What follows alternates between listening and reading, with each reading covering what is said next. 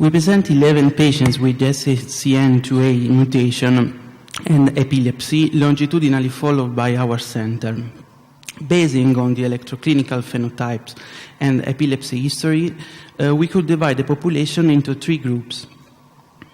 In the first group, we find 2 siblings who inherited the mutation by their asymptomatic father. By the age of 1 and 2 years, in a context of normal psychomotor development, they started presenting febrile and afebrile seizures, resembling Jeff's plus with focal phenotype. Indeed, they both presented focal seizures with awareness impairment and motor signs. One of them had generalized spikes and waves on the EEG, and for a few months in the course of her epilepsy, she presented also atypical absences with eyelid myoclonia.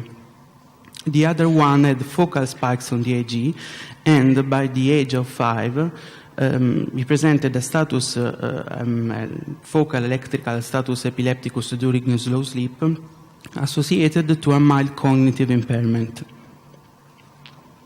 In the second group, we find 6 patients with benign familiar and non-familiar neonatal and infantile seizures, and 1 with benign infantile seizures.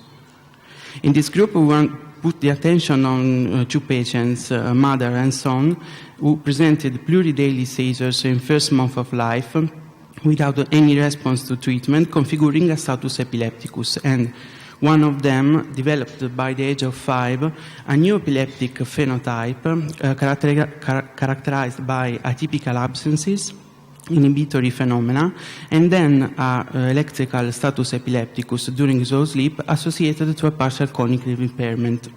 As we see, by the age of 8, she also started presenting episodic ataxia. In the third group, we find 3 patients with developmental encephalopathy and seizures starting in different ages, neonatal, infantile, and early childhood.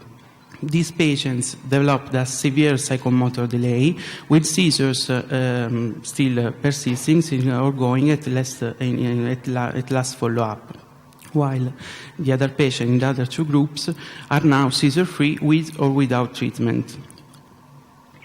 In conclusion, our study confirmed the large spectrum of SCN2A epilepsy, and we want to put attention on 2 aspects: the presence of this Jeff's plus-like phenotype with febrile and afebrile focal seizures in a context of normal psychomotor development, and we confirm the possible appearance of ESES as a complication of 2 different initial phenotypes.